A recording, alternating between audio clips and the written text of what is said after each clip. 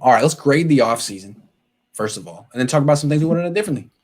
Okay. All right. So I gave us a B+ on the draft, and I gave us a B-. I had us at a C+, and then we signed Tart really late for dirt cheap, which brought me to a B-.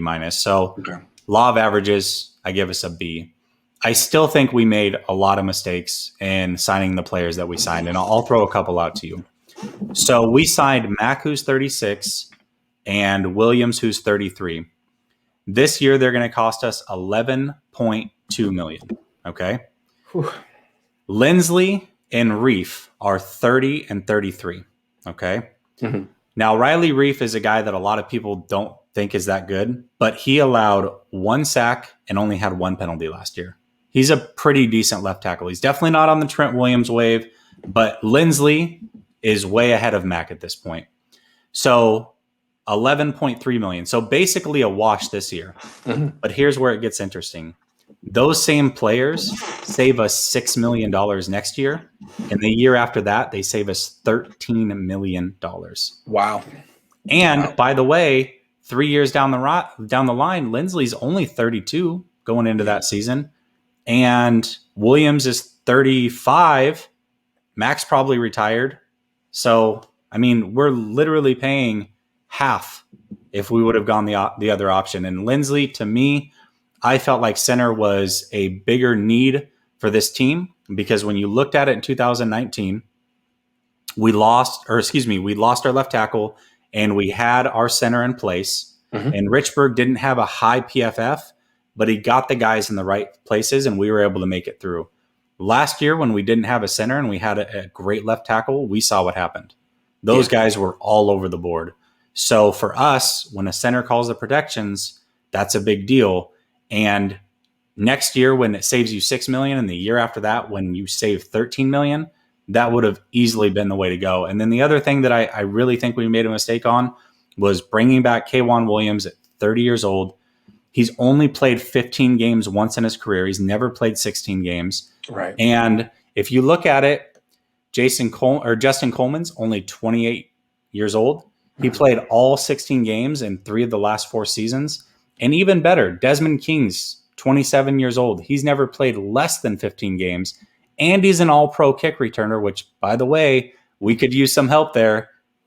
Yeah. And they were about the same price. So I feel like we mismanaged some things. That's why I had it at a B- for just the free agent signings. But overall, a B on the offseason. I think that's a fair grade. You did a really good job of going into the details of the offseason. I'm going to focus on the 2 big moves the Niners made, and I don't necessarily agree with either one, although I'm not saying they're bad moves. They're controversial in my eyes. First of all, re-signing Trent Williams. Yes.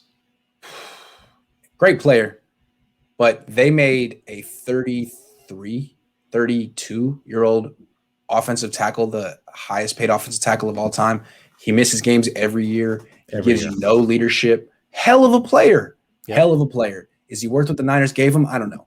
And then the trade up to number 3. I like Trey Lance. But what the Niners gave up, and if reports are correct, that they didn't even know who they wanted when they moved up, and they had to talk it out and argue it out. I don't know. It just seems like a move that other teams wouldn't have done. And even if Trey Lance is good, the pressure on him is enormous. He has to be great.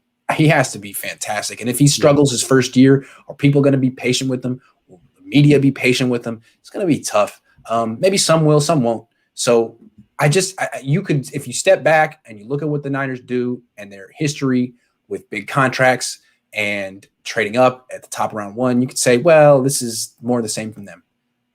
But I do like Trey Lance, and Trent Williams is a hell of a player. So those are my 2 things. I'm going to stick with a B, like you. Yeah, I think it's fair. I mean, the Trent Williams, we both agree that was the issue, and we thought that way back when before we knew who we were going to sign, where Trent Williams might go. There was rumors with the Chiefs and what have you. We talked about it. Let him go. Let him go. Lindsley's still out there. You got other good tackles that are out there. You can piece this together and in the long run have a much younger team that is more healthy and do it for cheaper. And Well, we were they also opted to saying go the was opposite way. instead of spending all your money on the left tackle, you need to overhaul your whole entire offensive line, get multiple starters. And they did, though. They got Mack and they got Banks. Now, I don't know what Mack has left. I like what I've seen from Banks, but I've never seen him in an NFL practice or a game. But they did find a way to and they got more too. They got 4 offensive linemen. So they were listening to us. They followed our advice, and I appreciate that. They just did it their own way. I think I'm not that intrigued with Alex Mack. Hell of a player 5 years ago. He's 36, and even PFF didn't like him last year. And Falcons weren't really trying to bring him back. So that one to me has, I don't know. I'm pessimistic about that. So, I think a B is a fair grade for this offseason. They did very well with Aaron Banks. I like the Trey Sermon pick. They had some really nice moves in free agency, but honestly, those 2 are the big ones, and that's what is going to define this offseason for them. Yeah, if you look at it, they filled all the necessary needs. Okay. So, that's kind of an A for making sure that all the spots that you were weak, you filled those spots. Yes. I can't knock that, but it's how you went about filling them. To me, I just have little things that I would have liked to seen them do a little bit differently. And then even when I get into the draft, the reason that I gave them a B+ and not an A or an A- is because they waited so long to get a corner.